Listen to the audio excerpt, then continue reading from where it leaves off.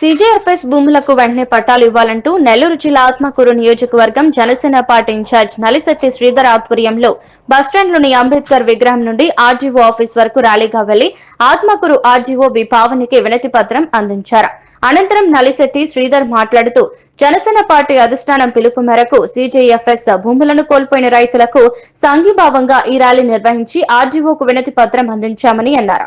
ఈ కార్యక్రమంలో వీరితో పాటు జనసేన పార్టీ పట్న అధ్యక్షులు వేముల సురేంద్ర, పార్టీ నేతలు గడ్డం వంశీ, పార్టీ రాఘవ, నాగరాజు యాదవ్, మదన్ యాదవ్, మావిల్ల ఆనంద్ తదితరులు పాల్గొన్నారు.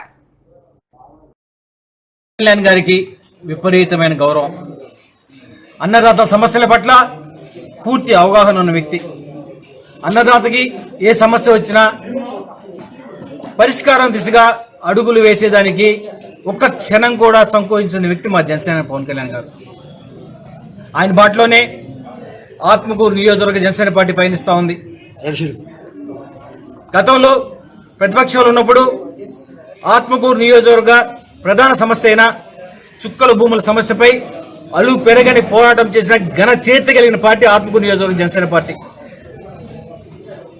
దాదాపు 4 సంవత్సరాల పాటు రిలే నిరాహార దీక్షలు, ఆమరణ నిరాహార దీక్షలు, 100 కిలోమీటర్ల మీద పాదయాత్రలు, రోడ్ రోకోలు, పలుమార్లు హైవే దిగ్బంధనాలు చేసిన ఘన చరిత్ర కలిగిన ఘనమైన పార్టీ ఆత్మకూరు నియోజకవర్గం లేదని ఉందంటే అది జనసేన పార్టీ మాత్రమే.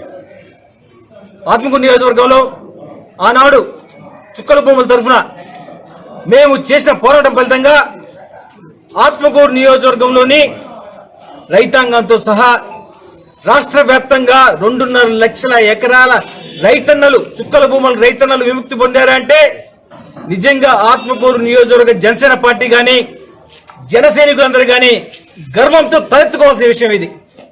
జియో నెంబర్ 288 తేదీ 1/6/2018 తీసుకొచ్చి మన జిల్లాలో ఉన్న 60,505 రైతులకు, రైతు కుటుంబాలకు 66,270 ఎకరాలు పంపిణీ చేసి వీళ్ళని డీ పట్టాలు అందరికీ ఇండివిజువల్ గా డీ పట్టాలు కేటాయించాలని నిర్ణయం తీసుకోవడం జరిగింది. ఈ డీ పట్టాలు కేటాయించడం వల్ల ఈ రైతులకు వచ్చే ప్రయోజనం ఏంటంటే ఈ డీ పట్టాదారులకి ఈ రాష్ట్ర కేంద్ర ప్రభుత్వ ఈ సంక్షేమ పథకాలు అయితేనేవి, బ్యాంకులు పొందే రుణాలు అయితేనే వచ్చే అవకాశం ఉంది. కాబట్టి ఈ బృహత్త కార్యక్రమానికి గత కూటమి ప్రభుత్వం శ్రీకారం చుట్టింది. దీంట్లో ఈ లబ్ధిదారులను గుర్తించే ప్రయత్నంలో కొంత జాప్యం జరిగింది. ఈ లోపల 2019 సార్వత్రిక ఎన్నికలకు సంబంధించిన ఎలక్షన్ నోటిఫికేషన్ వెలువడడం జరిగింది. దాంతో ఈ ప్రక్రియ అర్ధాంతరంగా నిలిచిపోయింది.